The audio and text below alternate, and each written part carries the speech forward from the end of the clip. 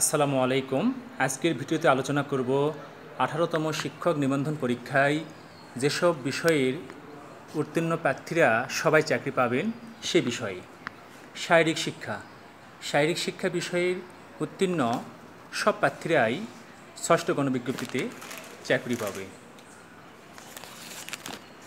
ICT school এবং college পর্যায়ে যারা টিকেছেন তারা সবাই চাকরি পাবে।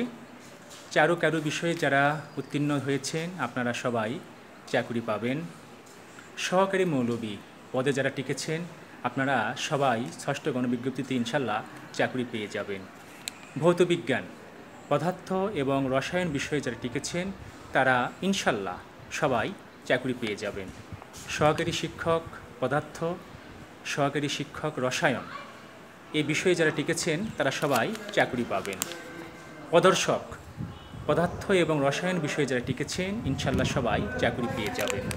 প্রভাষক আরবি, প্রভাষক ফিকহ, সহকারী শিক্ষক জীববিজ্ঞান, সহকারী শিক্ষক গ্রন্থাগার ও তথ্যবিজ্ঞান এসব বিষয়ে যারা টিকেছেন ইনশাল্লাহ সবাই ষষ্ঠ গণবিজ্ঞপ্তিতে চাকরি পেয়ে যাবেন। এখন আপনারা সিদ্ধান্ত গ্রহণ করুন, আপনারা চাকরি কোথায় করবেন, স্কুলে না মাদ্রাসায় না কারিগরি প্রতিষ্ঠানে। আপনারা একটু ভেবেচিন্তে আবেদন করবেন, কারণ ভবিষ্যতে যেন আপনাদের অনুশোচনা করতে না হয়। শারীরিক শিক্ষা বিষয়ের স্কুল পর্যায়ে যথেষ্ট পদ ফাঁকা রয়েছে। আপনারা একবারে বাড়ির পাশে না হইলেও আশেপাশে আপনারা চাকরি পাবেন।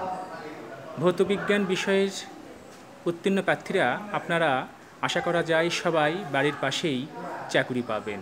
আইসিটি বিষয়ের উত্তীর্ণ প্রার্থীরা স্কুল এবং কলেজ লেভেলে সবাই চাকরি পাবেন। আইসিটি প্রভাষক পদে মাদ্রাসায় যথেষ্ট পরিমাণ পদ ফাঁকা রয়েছে, আপনারা বাড়ির পাশেই চাকরি পাবেন। চারু বিষয়ের চাকরি আপনি যেখানে ইচ্ছে করবেন সেখানেই পাবেন, কারণ বাংলাদেশে যে পরিমাণ এই বিষয়ে পদ ফাঁকা রয়েছে তার অতি নগণ্য উত্তীর্ণ প্রার্থী রয়েছে। সুতরাং আপনারা অতিরিক্ত টেনশন করবেন না, আপনারা শুধু আপনাদের প্রতিষ্ঠান পছন্দ করবেন, আপনাদের কাঙ্ক্ষিত প্রতিষ্ঠানেই আপনারা চাকরি পেয়ে যাবেন।